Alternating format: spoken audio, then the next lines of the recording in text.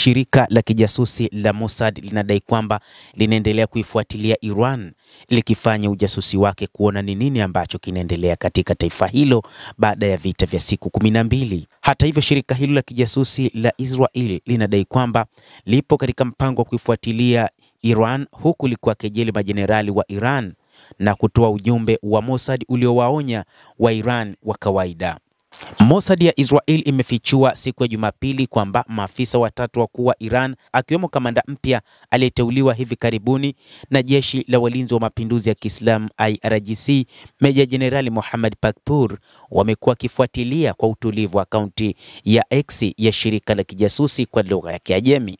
Katika chapisho la lugha ya Kifarsi lililowalenga wa Iran ndani ya Jamhuri ya Kiislamu ya Iran, idara ya ujasusi ya Israel Mossad iliandika kwamba mabwana wanaoheshimiwa Pakpour, Mousavi na Arakchi ni miongoni mwa watazamaji wetu waaminifu zaidi, na kuongeza kuwa watatu hao huingia kwa kutumia simu za pili, huku wawili kati yao wakijificha nyuma ya miunganisho ya kibinafsi ya mtandao. Kama ishara ya shukrani, Mossad ilisema imeamua kuwafuata maafisa hao kwa nyuma, kwa maana inaendelea kuwafuatilia. Hata hivyo, katika nyakati hizi Mossad imeamua kuhakikisha inawafuatilia maafisa wakuu nchini Iran, na hata katika kitu ambacho kiliwasaidia katika kuhakikisha inawaua wakubwa katika jeshi la Iran ni pamoja na kuwafuatilia kwa muda mrefu.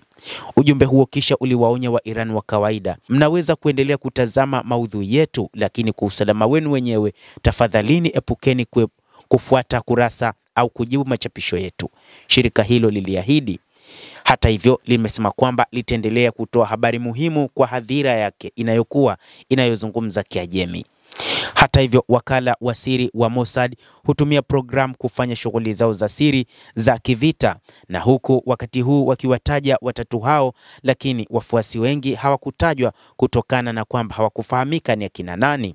Hata hivyo, Meja Jenerali Mohammad Pakpour alipandishwa cheo na kuwa kamanda mkuu wa IRGC mnamo Juni 13 baada ya mtangulizi wake Hussein Salami kuuawa katika kombora la Israel. Meja Jenerali Abdurrahman Mousavi, mkuu wa wafanyakazi wa majeshi ya Iran, aliteuliwa siku hiyo hiyo akijaza nafasi nyingine iliyofunguliwa na mashambulizi ya Israel mnamo mwezi Juni.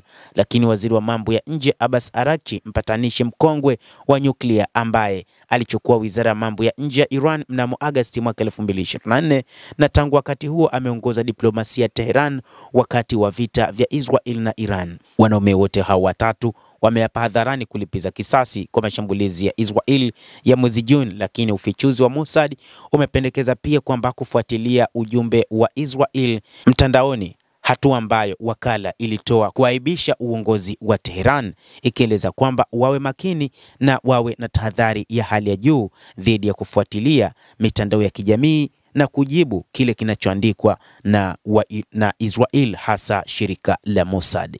Mtazamaji, endelea kutufuatilia, na kile ni kusitu, usisahau kulike, usisahau kucomment, kadhalika na kusubscribe channel yetu hii ili upate habari hizi kwa mapana hapa The World News. Mimi ni Adam Hussein, endelea kuwa nasi wakati wote, endelea kutufuatilia ili uweze kuyajua mengi ya ulimwengu kupitia hapa The World News.